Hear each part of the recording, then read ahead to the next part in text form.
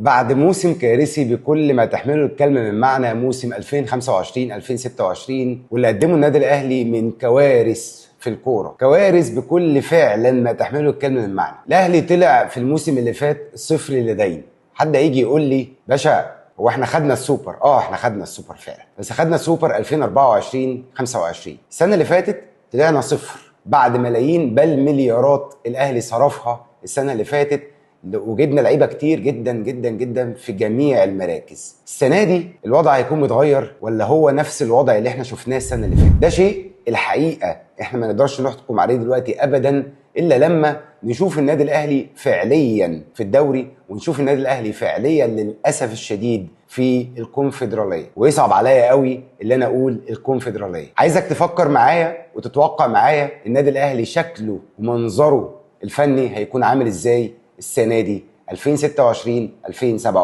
النادي الاهلي عمل صفقات كتير، ومنها صفقات مشهوره ومنها صفقات لسه ما نعرفهاش، بس خلي بالك انت مش لوحدك. انديه الدوري عملوا حوالي 60 صفقه، 60 صفقه اتعملت من كل انديه الدوري، اهلي وبيراميدز والمصري والاتحاد، جميع انديه الدوري باستثناء نادي وحيد شريد ما قدرش يعمل ولا صفقه ليه بسبب المشاكل الموجوده عنده، مشاكل الايقاف، هو نادي الزمالك المصري. بخلاف ذلك كل الانديه عملت صفقات بما يعادل حوالي 60 صفقه السنه دي، من انديه راحت لهنا، من انديه خرجت بره مصر، انديه رجعت، وهكذا. النادي الاهلي عمل من الصفقات دي بما يعادل حوالي 7 صفقات، 7 صفقات كل يومين 3 بنسمع عن صفقه، منهم ناس راحت ورجعت، منهم ناس جديده علينا. هنشوف السنه دي اللي هيحصل ايه. الصفقات وكلنا اتاكدنا من حاجه زي كده مش هي المعيار. انت ممكن ما تعملش صفقات وتقدم احسن مواسمك، وممكن تعمل صفقات كتيره جدا زي السنه اللي فاتت وتقدم واحده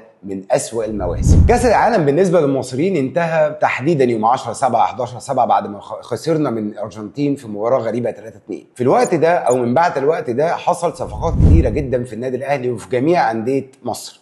في ناس كتير مشيت من النادي الاهلي، في ناس كتير جت النادي الاهلي. تعال نفكر بعض كده، هو مين مشي من النادي الاهلي ومين اللي جه للنادي الاهلي؟ اللي مشي من النادي الاهلي طبعا كام وش: محمد شريف، تريزيجيه. وتريزيجيه هنا هنتكلم عليه شويتين بعد كده خلال الفيديو ان شاء الله. كمان مشي عمر كمال عبد الواحد راح المقاولين، سيحه راح المصري، ومصطفى العش راح المصري، ومحمد شكري مشي، وديانج مشي، مروان عثمان اللي هو ما جاش تقريبا، احمد رمضان بيكهام، وفي الاخر اخيرا يعني يوسف بالعمري اتصاب وخرج من القائمه. دول عدد حوالي 10 لعيبه مشوا من النادي الاهلي.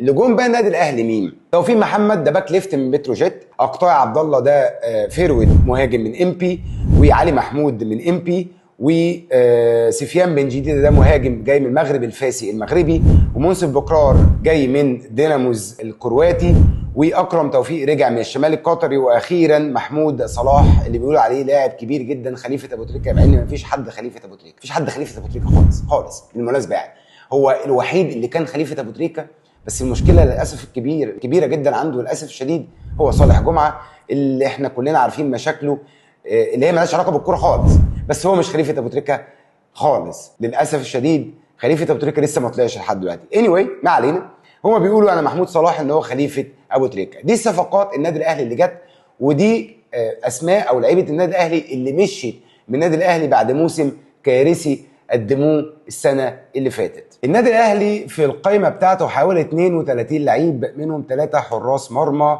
منهم 10 دفاع، 9 نص ملعب، و10 هجوم. بسم الله ما شاء الله، الله اكبر، عدد كبير جدا جدا من اللعيبه. هنعيد ونزيد ونكرر ونقول هي مش بكم لعيبه خالص. المهم مهم جدا ان اللعيبه دي تكون على قد المستوى، وتكون فتره الاعداد اللي بتحصل دلوقتي بتحصل صح. لعيبه واقفه على رجليها بدنيا، لعيبه واقفه على رجليها فنيا، مدرب قادر يتحكم في رتم اللعيبه. وهنتكلم يعني ايه رتم اللعيبه. اهم 3 لعيبه بالنسبه لي مهمين جدا جدا السنه دي: اولا محمد الشناوي ومصطفى شوبير، هنتكلم عليهم باستفاضه خلال الفيديو. ثانيا ياسر ابراهيم، مهم قوي قوي قوي ياسر، وهنتكلم ليه. ثالثا امام عاشور، وما ادراك ما امام عاشور، ومروان عطيه، وما ادراك ما مروان عطيه. وهنتكلم بقى عن الهجوم، اللعيبه المهاجمين اللي جايين جداد، سواء سفيان بن جديده او منصف بكرار، اشرف بن شرقي. كل اللعيبه دي السنه دي هتكون مهمه جدا جدا جدا. النادي الاهلي حاول بقدر الامكان انه يستف او يرتب البيت مره تانية. بس هو المشكله ما كانتش مشكله فنيه بس، وكلنا عارفين المشكله كانت مشكله اداريه.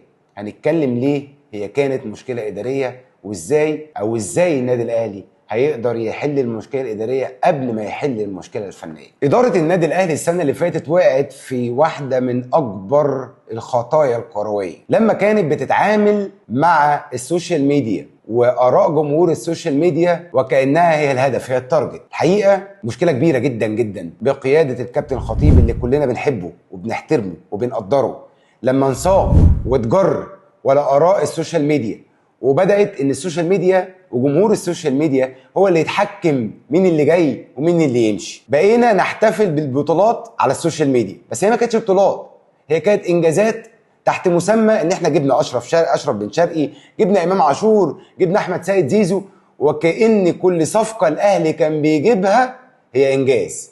في واقع الامر الموضوع كان مختلف تماما.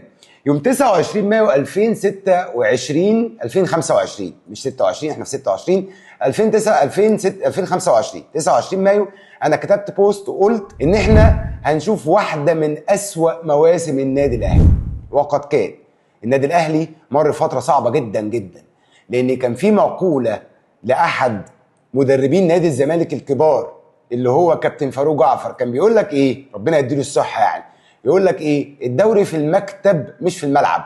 يعني ايه؟ يعني هتظبط الاداره، هتظبط كل حاجه بعدها. الاهلي ما كانش ظابط الاداره تماما.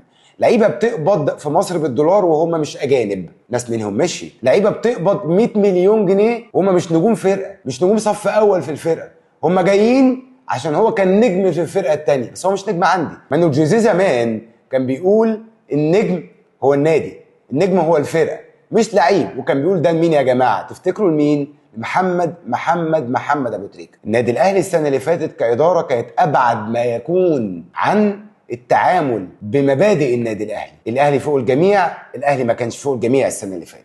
السنه دي اعتقد، هذا والله اعلم، ان الوضع اتغير شويه لما الكابتن سيد عبد الحفيظ والاستاذ ياسين منصور تولوا مع الكابتن محمود الخطيب المسؤوليه الفنيه في كره القدم، او تولوا ملف كره القدم بمعنى اصح. سمعنا عن سقف للصفقات، سمعنا عن سقف للمرتبات، سمعنا عن سقف تجديد العقود. عاجبك مش عاجبك، مش عاجبك امشي. هو ده اللي احنا عايزينه، هو ده النادي الاهلي يا جماعه. مفيش نجم في الاهلي، النجم هو الفرقه، النجم هو جمهور النادي الاهلي، ده النجم الحقيقي، ده اللي انا عارفه. عشان كده هقول لك تاني وتالت ورابع، اي حد عايز يمشي الباب يفوت جمل 100 جمل.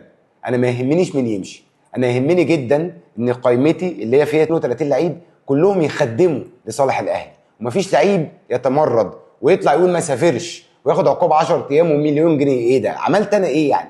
لعيب ولا فارق معاه. ده لو حصل زمان الكلام ده في وقت الكابتن صالح سليم ولا في وقت الكابتن حسن حمدي، والله ما كان داخل النادي مره ثانيه واتعرض للبيع. وعندنا امثله كتيره جدا على فكره. عندنا عصام الحضري مثال، عندنا عبد الله السعيد اللي مضى 40 مليون جنيه للزمالك، وتاني يوم لما احنا دفعنا له الفلوس، او المستشار تركي آل الشيخ دفع له الفلوس، الاهلي بالليل يوميها بالليل عرضوا للبيع. وده قرار تاريخي. جمهور النادي الاهلي بيحب القرارات التاريخيه اللي تنتصر لمبادئ النادي الاهلي. ارجوكم خليكم مركزين في مبادئ النادي الاهلي. صدقني كابتن خطيب، صدقني مجلس اداره النادي الاهلي، لما تاخد مواقف بتعكس مبادئ النادي الاهلي جمهورك هيكون معاك حتى لو خسرت الجلد والسقط زي ما بيقولوا. ما يهمنيش ابدا ابدا ابدا اخسر بطوله، انا يهمني ان دايما اكون بكسب مبادئ النادي الاهلي. السنه دي احنا شايفينكم، السنه دي هنتابعكم وهنتابع كل ماتش وهنتابع كل حدث. اتمنى يكون النادي الاهلي السنه دي كاداره استفادت من اخطاء السنه اللي فاتت. المختلف السنه دي والجديد والحلو اللي احنا رجعنا مره تانية ما نعملش زيطه، ما نعملش زنبليطه على الصفقه ولا تيك تاك ولا يتصور. لا لا لا لا لا، الصفقه بتيجي سلام عليكم وعليكم السلام، الصفقه انتهت. وده اللي احنا عايزينه، وده اللي احنا فعلا بنحبه. جبنا زي ما كنا بنتكلم حوالي 8 صفقات، 7 صفقات 8 صفقات، مش فارقه يعني الرقم دلوقتي في حاجه. اللي يفرق معايا هل الصفقات دي هتكون مفيده؟ في حاجه اهم من كده واخطر من كده. هل انت شايف ان كل الصفقات دي هتكون مفيده؟ هل انت شايف اصلا ان كل الصفقات دي هتلعب هنستفيد بيها؟ يا ريت تكتب لي كل التوقعات وكل ارائك فيما يخص النادي الاهلي السنه الجايه. هستناك في الكومنتات، ويا ريت تعمل سبسكرايب ولايك وشير. سلام عليكم.